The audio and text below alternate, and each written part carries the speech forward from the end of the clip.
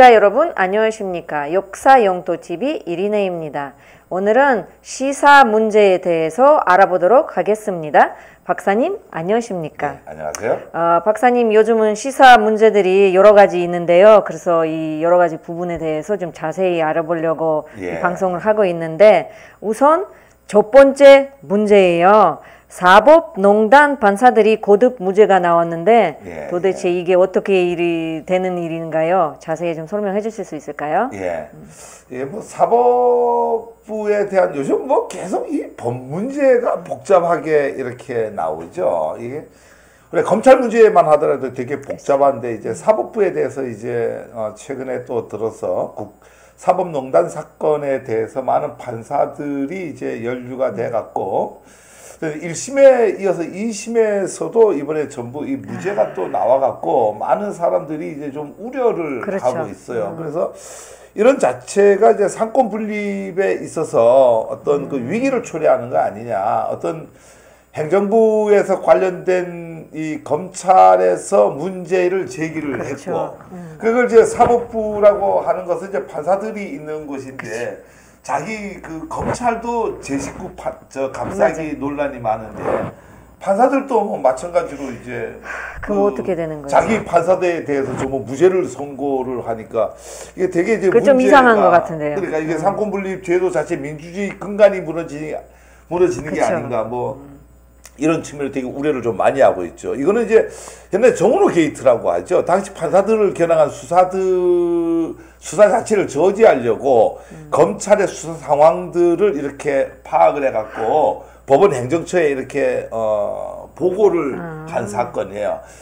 재판부는 그러면 안 되는 거거든요. 그냥 재판부는 바다 자체가 독립된 하나의 재판부로서 이렇게 정말 양심에 따라서 재판을 해야 되는데, 이게 뭐 상하 지금 그렇게 되지는 않죠. 지금 그렇게 안 되니까 이제 이런 문제가 이렇게 나죠. 그래서 공무상 비밀 협의로 이렇게 재판했는데 1심에서 무죄가 나고 2심에서 무죄가 나니까 더더군다나 이렇게 지금 이제 우리 그건 아시죠? 지금 그 판사에 대해서 탄핵하려고. 그렇죠, 알아요. 그래서 수초안타 그렇죠. 지금 그 판사 탄핵 문제가 되게 심각한데, 이렇게 무죄가 나와 버리니까 판사 탄핵이 뭐 어떤 의미도 없다라고 해요. 그렇죠. 탄핵을 하게 되면 어떻게 되는 거죠? 그 일단 중단되는 거 아니에요? 이제 중단은 되는데 그 자체를 다시 헌법 위원회에서 이제 그 관계를 헌법재판소에서 관계를 최종적으로 이제 이렇게 다시 한번 판결을 하게 되는데, 이렇게 사법부에서 제19 감사기를 해갖고 판사들에 대해서 무죄를 계속 선고한다면 탄핵을 100번 해도 소용없어요. 중요한 건 아까 탄핵은 한 번도 시킨 적이 없다라고 하는 거예요. 그래 탄핵은 시켜야 됩니다. 이게 이제 우리가 상권 분립을 하는 데 있어서 사법부에 대해서 견제할 수 있는 유일한 수단이 의회에서 개별 재판부에 대해서 탄핵을 하는 건데, 이 자체를 이제 무력화시킨다라고 하는 건 말이 안 되는 거고요. 그래서 이번 탄핵에 여러분들이 알고 계셔야 될 것은, 탄핵을 통해 갖고 형벌을 주고자 하는 게 아니에요. 그러니까 이 헌법재판소를 통해서 이 관계가 옳으냐 그르냐 그렇게 했던 사항이, 사법농단의 사항이, 이걸 한번 판결을 받아보고자 하는 게 이번 탄핵인데, 이렇게 재판부 자체에서 이렇게 무죄를 자꾸 내리고 이러니까 이제 이게 아무런 의미가 없지 않느냐. 그래서 법원들은 이 문제를 해결하는 방법은 법원은 이제 판사를 재판할 수 있는 별도의 어떤 특별재판부를 만들거나, 아니면은 우리 민간인들이 참석한 배심원제에 의해서 판사들은 재판해야 된다. 배심원제 왜 없는 거지, 한국에? 그러니까 이제 우리가 검사들이나 특히 이제 이 뭐 제19 감싸기 문제는 검사가 근본적으로 이제 너무 심각한 것 문제가 있고, 판사들에 대해서 이제 또 자기네들끼리 이렇게 하니까 오히려 일반 국민들이 재판을 하는 게 더 낫다, 이런. 근데 왜 여기 판사들이 자기 식구 감싸는 거예요, 또? 그러니까 검찰하고 똑같은 거예요? 그러니까 무죄를 지금 선고를 했다라고 하는 게 그런 문제. 그래서 이런 문제들이 뭐 워낙 심각하게 나타나기 때문에 이런 부분들에 대해서 우리가 제도적으로 좀 보완을 하고, 보다 성숙한 민주주의라고 하는 건 국민들이 참여를 할 수 있는 공간을 열어주는 것들이 보다 성숙한 민주주의가 되는 길이다 이렇게 생각을 합니다. 중요한 거예요. 예. 자, 이게 좋아요. 이제 두 번째 문제 예. 아시다시피 좀 있으면 선거잖아요. 예. 서울시장하고 부산시장하고 보궐선거 있는데 그래서 이 부분에 대해서 서울 및 부산시장 선거의 쟁점이 무엇이는 건지 박사님 어떻게 보시는 건가요? 어떤 이 민주당에서 이 성관계 때문에 이제 오거돈 시장하고 이제 우리 박원순 시장이 그렇죠. 이제 문제가 되면서 이제 보궐선거가 만들어지는데 70일 정도밖에 안 남았습니다. 그러다 보니까 여야가 이제 뭐 마지막 기차를 힘차게 몰고 이렇게 가는데 여기에 대해서 이제 뭐 선거 하나하나를 갖고 분석을 하려면 시간이 너무 많이 걸려요. 그래서 개괄적인 어떤 부분만 갖고 좀 얘기를 좀 하자라면 잘 알다시피 여당은 우상호 의원이 혼자서 아주 그냥 뭐 너무 힘들게 이렇게 진행해 왔는데 이제 서울 같은 경우는 박연선 전 장관이 이제 합류를 함으로써 이제 되게 좀 뜨거운 쟁점이 되고 대신 같은 여당권이라고 할 수 있는 어떤 그 열린민주당에서 김진애 의원이 이제 대한민국 뭐 이 서울시 부분이 좀 이따 말씀드리겠습니다만 쟁점이 이제 이 부동산 문제다 보니까 도시계획 전문가인 어떤 그 김진애 의원이 이제 이 선거에 이렇게 등장을 하게 되고 특히 뭐 이 자리에 안 써 있습니다만 아마 정봉주 의원이 선언을 하지 않나 이런 생각합니다. 그렇군요. 정봉주 의원이 얼마 전에 이제 무죄가 나왔죠. 그래서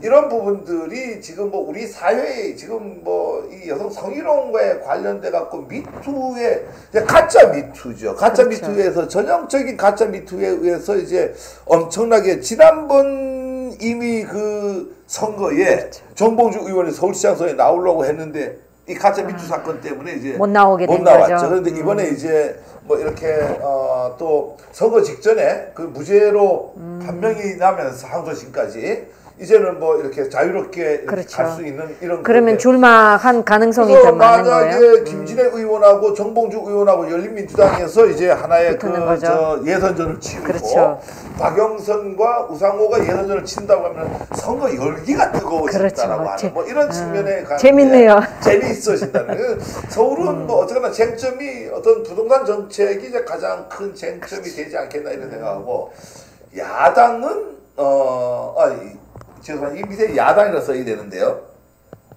뭐 야당이 맞아요. 야당 8명이나 이제 등록을 했어요. 8명씩이나. 나경원, 오세훈 뭐 이런 사람들부터 시작해갖고 뭐 너무 많아서 이름도 못 되겠어요. 전 두 명만 알고 있어. 나경원하고 오세훈. 나머지는 사람들. 여기가 이제 복잡합니다. 그런데 이제 이 내부 8명의 문제가 복잡한 게 아니라 이 예외 이제 금태섭과 안철수가 같은 야권에 있다 보니까 그쪽에서는 이제 뭐 이렇게 얘기를 하죠. 안철수나 금태섭은 이 야당의 발인이 등록을 했는데 같이 이렇게 예선전을 치르자 이렇게 하는데 김종인 대표는 그건 말도 안 된다.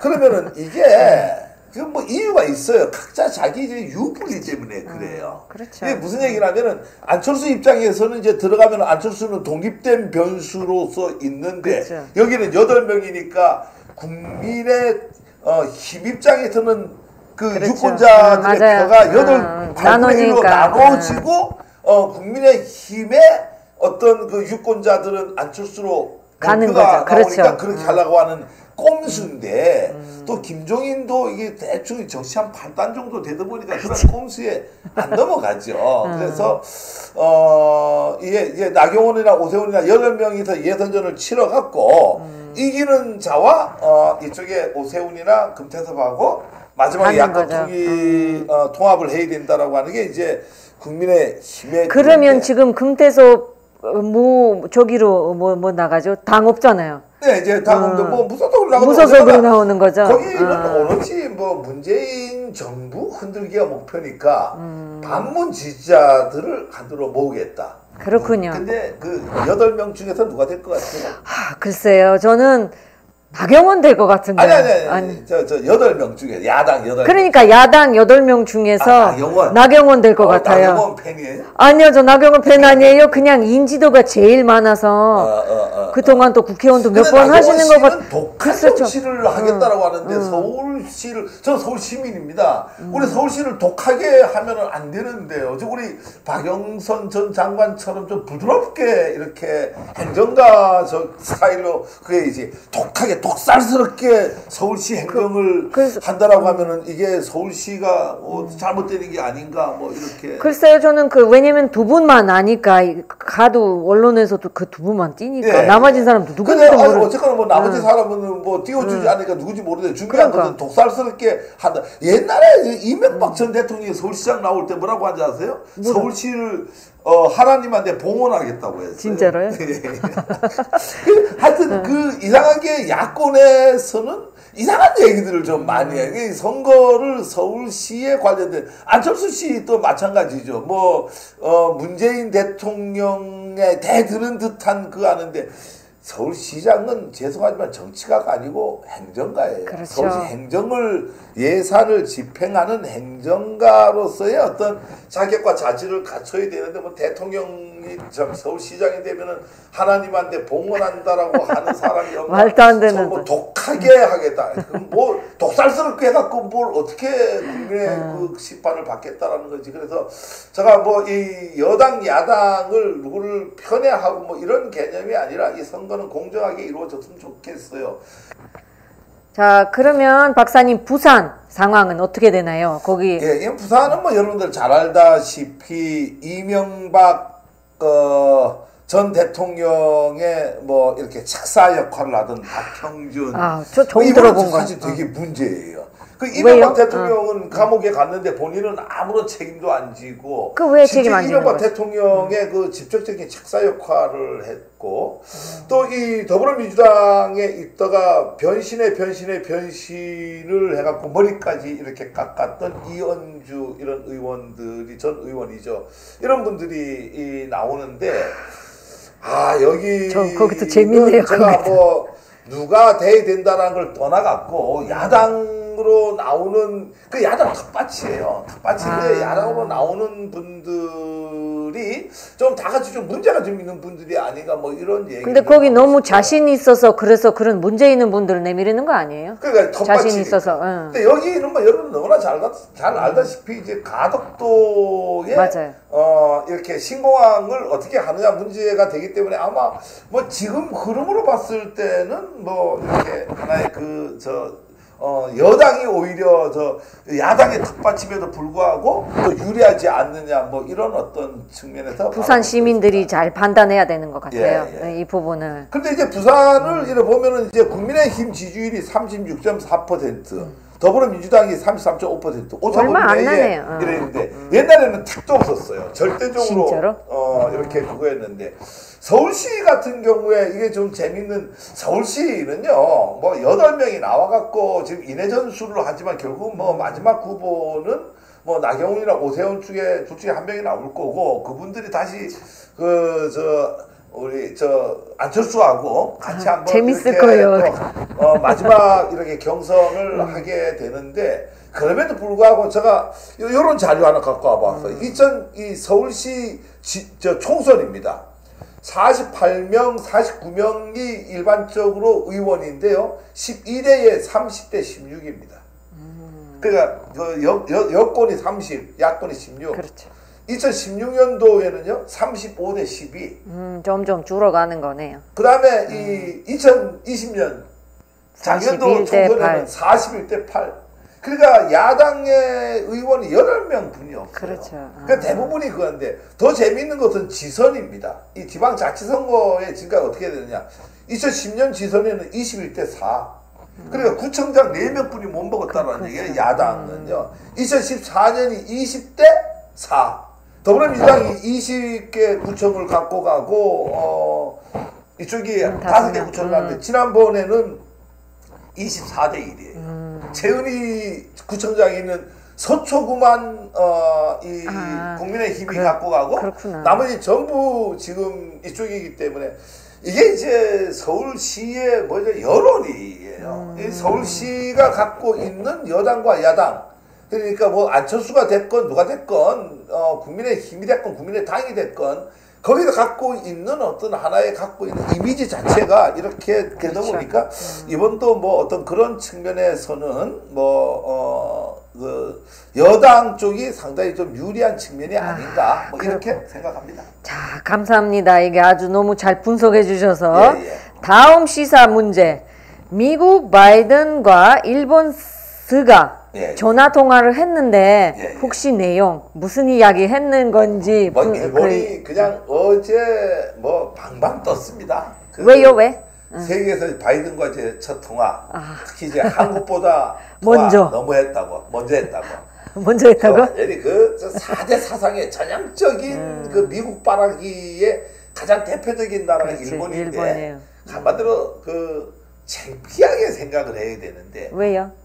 이게 뭐 미국과 제일 먼저 통화한 게 뭐 어떤 측면에는 좀 뭐 이런 자랑스러운 면이 없지 않아 있을 수도 있는데 미국의 의존도가 그만큼 높다라고 하는 게 그러니까 주권 국가로서의 뭐 크게 그걸 자랑할 정도 같으면은 주권 국가를 포기한, 그러니까 이 일본은 민주주의가 발달하지 못한 거예요. 근데 하여튼 어쨌거나 뭐 어제 통화를 했어요. 어제 통화를 했는데 이 통화 내용이 되게 좀 의미 있는 통화가 좀 많아요.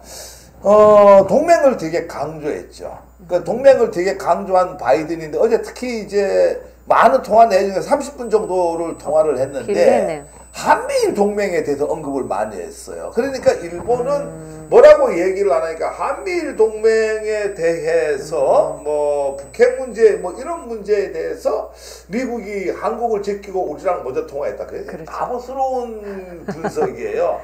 아니 이제 스가하고 바이든하고 통화를 하다 보니까 통화 내용 속에 그 한미일 동맹이 나오는 거지, 무슨 한미일 동맹이나 북핵 문제 때문에 전화 통화한 게 아니잖아요. 그건 아니죠.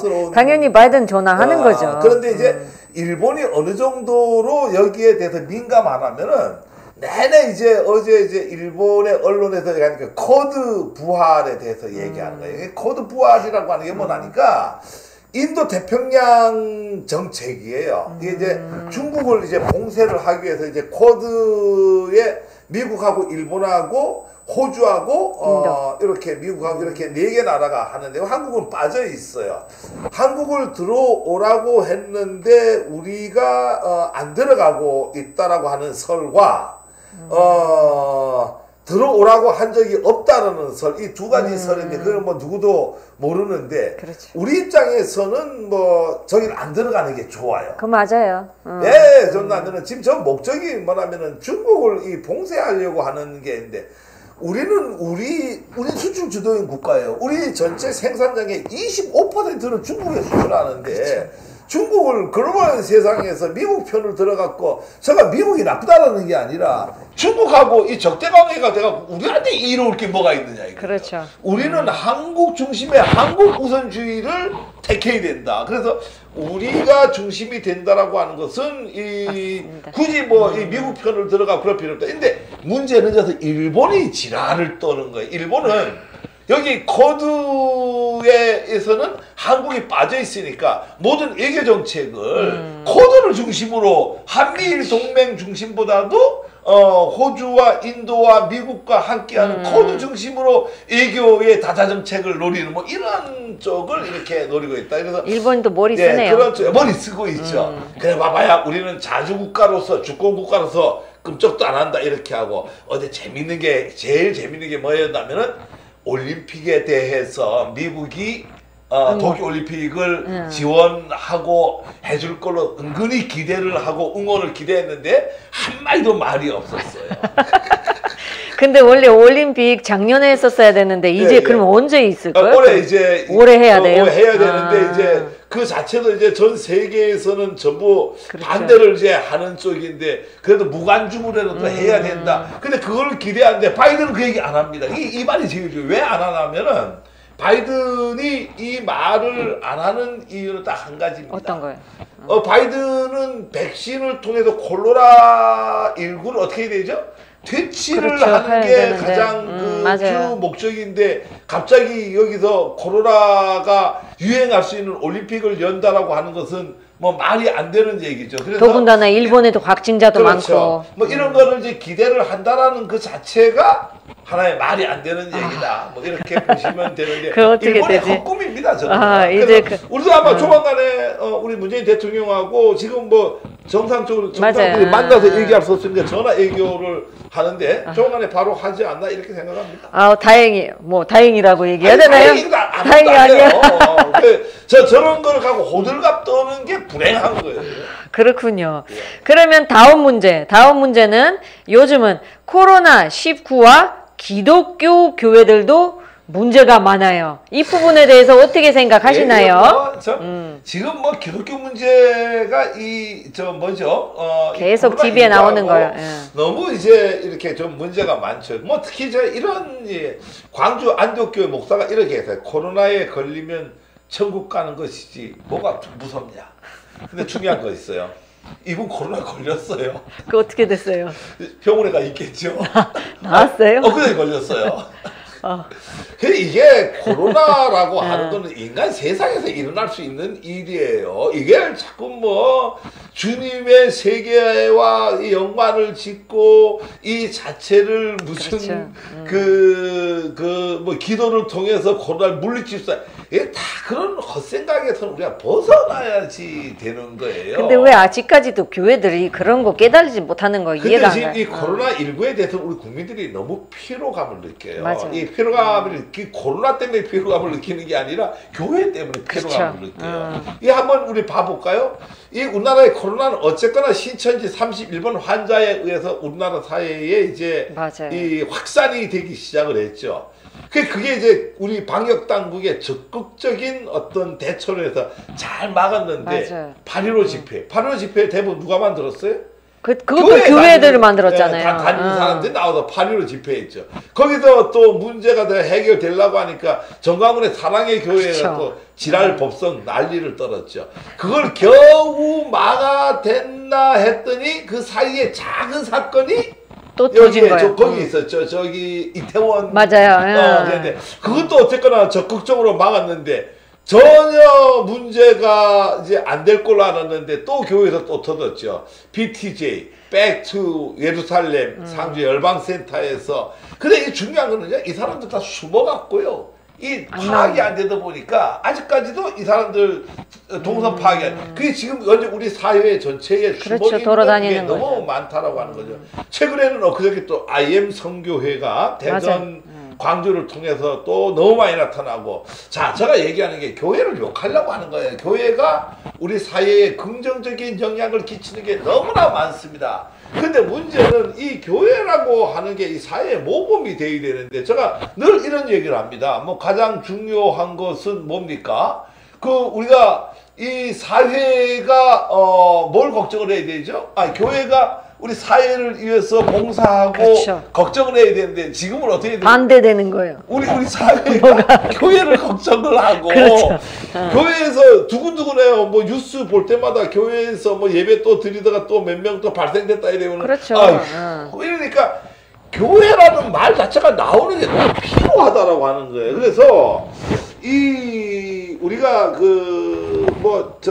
이해를 좀 하는 게 이게 나쁜 의미에서 많은 사람들이 그렇게 얘기를 하고 있는데 헌금을 못 걷다 보니까 이제 자꾸 대면 예배를 보려고 하는데 이 코로나가 정리될 때까지는 대면 예배 안 됩니다. 우리는 사회적 거리두기를 해갖고 성숙한 시민의식으로 국민으로서 이제 하나님의 아들, 하나님의 딸인지 하나님의 아들 그건 교회가 혼자 신앙심으로 하나님하고 소통하시라 이 얘기하는 거예요.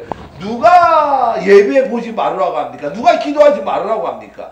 대면하지 말고 예배 보라고 하는 거고 대면하지 말고 기도하라고 하는 거예요. 신앙을 누가 막습니까? 그렇죠. 교회를 막는다? 막아야지요. 그래서 제가 얘기하는 것은 예배 보시라 이거예요. 어떻게? 비대면 예배 보시라 그렇죠. 이거예요. 방송하면 기도하시라 이거예요. 혼자 기도하면 되죠. 그게 꼭 모여갖고 해야 됩니까? 모여갖고 비말 탁탁탁 튀는 찬송가 불러야 됩니까? 혼자 찬송가 부르면 천당 못 가고 모여서 부르면 천당 갑니까? 모여서 기도하면 비말 탁탁 튀기면서 모여서 기도하면은 뭐 이렇게 통성 기도하면은 천당 가고 혼자서 집에서 묵상하면서 기도하면은 지옥 갑니까? 억지 논리로 이렇게 하니까 교회가 문제가 되는 거고 이 사회가 교회를 걱정하는 겁니다. 제발 이런 일이 좀 없었으면 좋겠습니다. 그래 맞습니다. 저도 그렇게 생각해요. 예. 강제로 좀 막았으면 좋겠어요. 그 예, 교회들. 예. 자 좋아요. 다음 문제로 넘어가겠습니다. 공수처 요운국 공수처 조장 임명을 됐어요. 그 부분에 초장 죄송합니다. 초장 아직 발음이 잘 안 돼서 어쨌든 그 변호사잖아요. 예. 요운국 변호사가 공수처 자장 예. 자장이 임명됐는데 그 부분에 대해서 좀 설명해 주시겠어요? 예, 뭐 이제 많은 분들이 우려를 좀 이렇게 하고 있죠. 뭐 어쨌거나 초장 임명했습니다. 근데 사람들이 이제 걱정을 하는 거는 이제 우리가 검사 출신들이 주로 모여 갖고 있는 법무법인이 동인입니다. 이래서 동인 법무법인이 비교적 로비를 잘하는 이렇게 이 대검찰청에 로비를 잘하는 쪽으로 이렇게 알려져 있다 보니까 동인 출신이라니까 이제 되게 좀 우려를 하고, 두 번째로는 이제 여러분 잘 알다시피 이제 윤석열 총장과 박범계 장관하고 육사가 아니고 사법고시 23기 이 동기생들입니다. 그래서 뭐 그런 문제 우려하는데 가장 우려를 많이 하는 게 전 이제 우병우 수석에 대해서 구속 신문 그걸 하는데 변호사. 변론을 이제 맡았다라고 하는 거하고, 촛불 광장에 대한 무력 진압에 획색했던 기무사 계엄 문건의 그 사건에 대해서 무죄 변론을 해갖고 무죄를 그렇구나. 받아냈어요, 이 사람이. 그래서 뭐 그런 걸 본다면은 이게 상당히 능력 있는 사람이다 이랬는데, 그런 우려에도 불구하고 이제 청와대는 이제 임명을 강행을 했는데, 이 임명을 한 거에 대해서는 뭐 지금 현재 그 임명에 대해서 그렇죠. 반대하는 반대는. 청원도 이루어지고 있는데, 이 청원에 대해서는 뭐 관계없이 이제 임명은 됐어요. 그럼 어떻게 되는 청와대는 거예요? 이제 왜 임명을 했냐니까 임명 이유에 대해서 이렇게 얘기합니다. 그럼에도 불구하고 이 사람이 상당히 중립성을 갖고 있다. 중립성을 보고서 임명을 하는구나. 그러니까 사실 문재인 대통령이 거부권 행사를 할 수도 있어요. 할 수도 있는데도 불구하고 거부권 행사를 안 했다라고 하는 것은 우리가 한번 청와대에서 중립성에 대해서 강조한 부분을 한번 일단은 믿고 한번 봐야 되지 않느냐. 뭐 이런 게 있어요. 우병우 수사에 대해서 변론을 했는데, 변호사는 그렇죠. 변론하는 게 자기의 임무예요. 그렇죠. 변호사니까. 우병우가 오든 뭐 우병우 말고 뭐 다 다른 사람들도 있었는데. 여당이 오는 거는 안 하고 야당이 오는 거는 하고. 그거 아니었어요. 아니다라고 하는 거죠. 변호사라고 하는 것은 이제 이 변론이 자기 업무이기 때문에, 그래서 그런 측면에서 보고 만약에 이번에 청와대에서 뭐 그걸 했다라고 하면은 중립성을 갖고 얘기를 했다라고 하면은 그럼 믿어야 되겠어요. 믿어야 된다. 알았어요. 믿겠습니다. 한번. 여러분 믿어 봅시다. 예. 박사님 말씀대로. 예, 예. 그러면 다음 문제로 넘어가 보겠습니다. 요즘은 정의당 류호정의 의원 비서 부당 해고 라는 것이 있었어요. 그 부분에 대해서 좀 자세히 말씀해 주실 수 있을까요? 예, 이 정의당이 계속 핫 이슈를 몰고 다니죠. 뭐 대표가 김정철 대표가 네. 뭐 이 성폭행 관련해 갖고 이제 요즘 정의당이 별로 하는 일이 없어요. 그러게 말이에요. 그러니까 의원들도 계속 없는데. 뭐 이쪽 그 국민의힘 이중대 역할을 하다가 국민의힘 이중대 역할 국민한테 너무 두드러 맞으니까 국민의힘 이중대 역할을 그만두면서 별로 할 일이 없다 보니까 그때부터 하는 게 뭘 하고 있냐면은 엉뚱한 일을 해갖고 이제 이 세상으로부터 관심을 받으려고 하는데, 이번에는 이제 그 유호정 의원이 이제 비서 그 부당 해고를 해갖고 또 문제가 생기고 있어요. 여러분 잘 알다시피요. 정의당은 노동 문제를 중심으로 만들어진 그렇죠. 당이에요. 맞아요. 노동 문제를 중심으로 만들어진 정의당에서 정의당 의원이 비서를 부당 해고를 했다라고 하는 것은 이거는 말이 안 되는 거죠. 말이 안 되는 거예요. 요정은요, 있으면 안 되는 거예요. 사표 내야 되는 거예요. 사퇴를 하는 게 원칙이에요. 이게 그렇죠. 말이 되지 않는 거예요. 나름대로 뭐 절차상 실수했다. 실수했죠? 실수했으면 그만둬야지. 그 류호정 의원님 비례대표 의원님 예, 맞죠? 비례대표예요. 그 절차상 실수를 했다면 실수를 했으면 사퇴를 해야 된다 이 얘기를 하는 거예요. 실수를 했다라고 자인을 하고도 뻔뻔하게 남아 있는 거는 그렇죠. 뭐예요? 안 되죠. 그러니까 비서를 면직하는 과정에서 노동법을 위반했다라는 의혹도 있고요. 그 의원 측은 뭐 저희 의원실에서 수행 업무를 맡았던 7급 비서인데 작년 12월에 면직됐다. 전 비서님은 정의당 당원이며 뭐 그런 글을 올렸던 게시자가 있어요. 같은 지역위원회의 당원이다 이렇게 올렸는데 면직 사유는 그 업무상 성향 차이다. 그 업무상 성향 차이로 면직할 수 있어요. 그래서 절차는 지켜야죠. 지켜야 돼요. 그 10일 전에 일반적 통보해갖고 너 나오지 마. 이건 안 되는 거죠. 그걸 감시하고 그 법을 만들고 그걸 갖고 내내 주장하고 외쳤던 게 어디나니까 정의당이에요.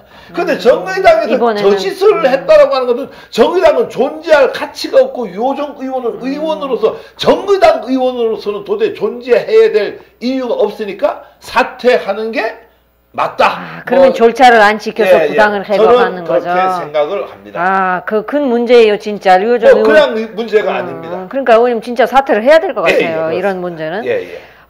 여러분 오늘은 진짜 너무 많은 문제들 6가지 문제들 우리 박사님께 들어봤는데 어쨌든 이 부분에 대해서 잘 생각해 보시고 서울 시민과 부산 시민들 잘 판단하시고 하시길 바랍니다. 오늘은 여기까지 하고요. 다음 시간에 또 재밌는 내용으로 만나보도록 하겠습니다. 감사합니다.